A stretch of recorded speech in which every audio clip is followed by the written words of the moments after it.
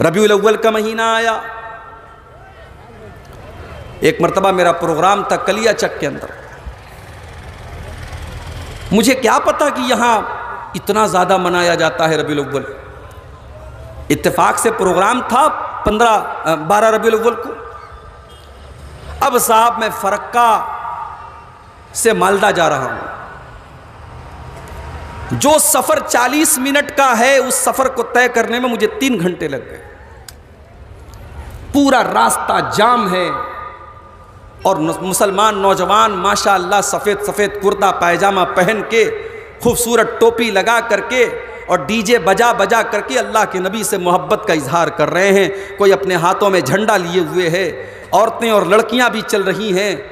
ये सारा का सारा काम किया जा रहा है।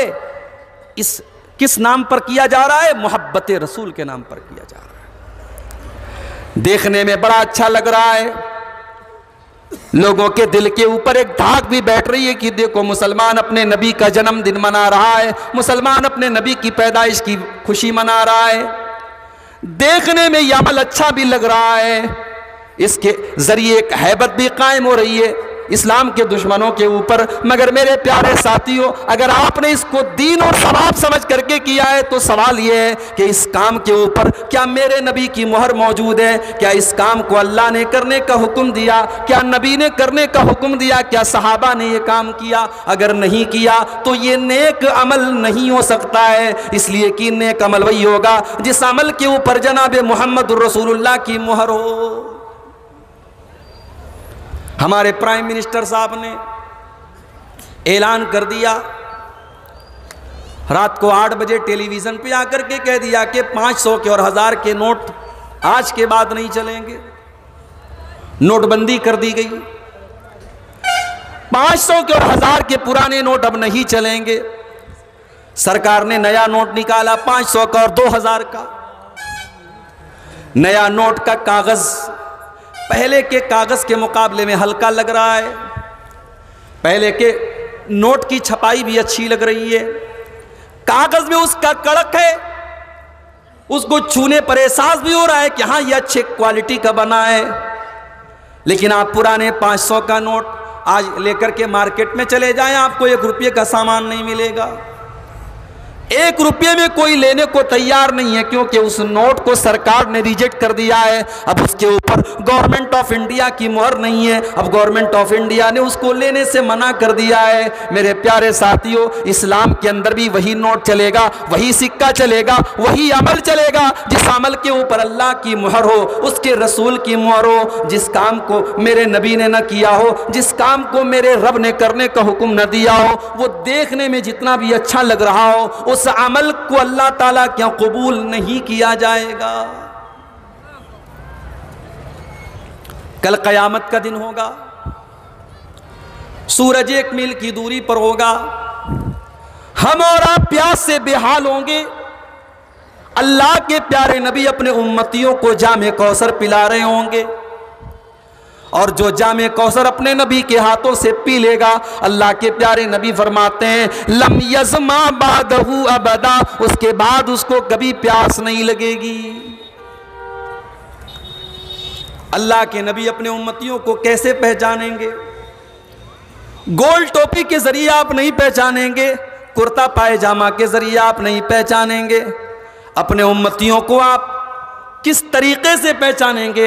अल्लाह के नबी फरमाते हैं यातून यौमल क़ियामती गुर्रम मुहज्जलीना, मेरी उम्मत के लोग जब क़यामत के दिन आएंगे तो उनके आज़ाए वज़ू चमक रहे होंगे, उनका चेहरा चमक रहा होगा, उनकी केवनियों तक का हाथ चमक रहा होगा, उनके टखने तक का पैर चमक रहा होगा, उनकी नाक चमक रही होगी, उनकी दाढ़ी चमक रही होगी। जहाँ जहाँ वज़ू का पानी लगा होगा वो सारे के सारे आज़ा उनके चमक रहे होंगे।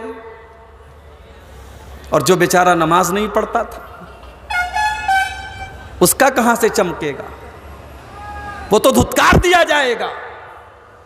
उसे कयामत के दिन अल्लाह के नबी के हाथों कौसर का जाम नसीब नहीं होगा। अल्लाह के प्यारे नबी के हाथों कौसर का जाम उसको नसीब होगा जो दुनिया में बावजू रहता था, नमाजी था, 5 टाइम पाबंदी से नमाज पढ़ता था। उसको अल्लाह के नबी जामे कौसर अता फरमाएंगे। आपके बंगाल से बांग्लादेश की बॉर्डर करीब है। अगर आपको बांग्लादेश जाना हो, कलकत्ता आपको जाना पड़ेगा, और कलकत्ता से जो बांग्लादेश को बस जाती है या जो ट्रेन जाती है, उस ट्रेन पर, उस बस पर चढ़ने के पहले आपसे मांगा जाएगा कि साहब आप बांग्लादेश जाना चाहते हैं, दूसरी कंट्री जाना चाहते हैं, आपका पासपोर्ट किधर है। मेरे प्यारे साथियों, कल अल्लाह ताला के यहाँ जन्नत में जाने का भी पासपोर्ट, ये 5 टाइम की नमाज होगी, ये पासपोर्ट अगर हमारे पास नहीं है, अल्लाह की कसम हम जन्नत में नहीं जाएंगे। इन्ना अव्वल मा युहासबु बिहिल अब्दु यौमल क़ियामति सलात, कयामत के दिन सबसे पहला सवाल हमसे नमाज के बारे में किया जाएगा। हमारा नौजवान वो बेचारा तो नया साल मनाने में मगन है।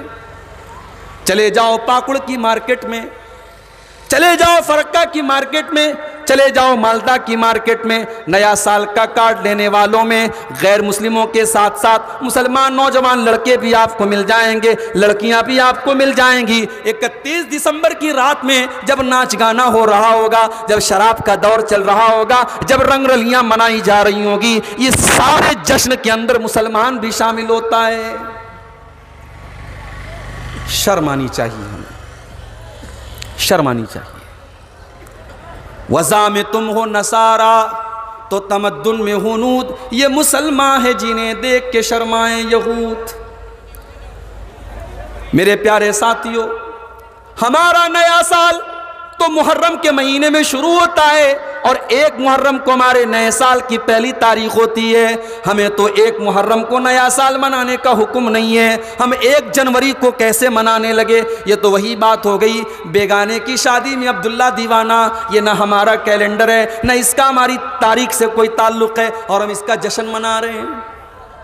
और किस बात का जश्न मना रहे हैं, किस बात का? अगर 2022 में आप 29 साल के थे और 2023 शुरू हो चुका है, इसका मतलब कि आप 30 साल के हो गए या होने वाले हैं। इसका मतलब यह हुआ कि आपकी जिंदगी का 1 साल और कम हो गया है, आप अपनी मौत से 1 कदम और करीब हो चुके हैं। अब आपकी जिंदगी 1 कदम और आगे बढ़ चुकी है। मेरे प्यारे साथियों, 2022 खत्म हो रहा है, 2023 शुरू हो रहा है। ये नाचने का मौका नहीं है, ये गाने का मौका नहीं है, ये तो सोचने का मौका है, ये तो रोने का मौका है, ये तो अफसोस करने का मौका है कि अल्लाह 1 साल मेरी जिंदगी का और निकल गया। अय अल्लाह, मैं पहले भी कुरान नहीं पढ़ता था, अब भी नहीं पढ़ता हूं, मैं पहले भी नमाज नहीं पढ़ता था, अब भी पढ़ता हूं, मैं पहले भी गलत काम करता था, अब भी करता हूं। अय अल्लाह, तूने मुझे सुधरने का, मुझे इस्लाह करने का 1 मौका और दिया था, लेकिन मैंने उसको भी गंवा दिया।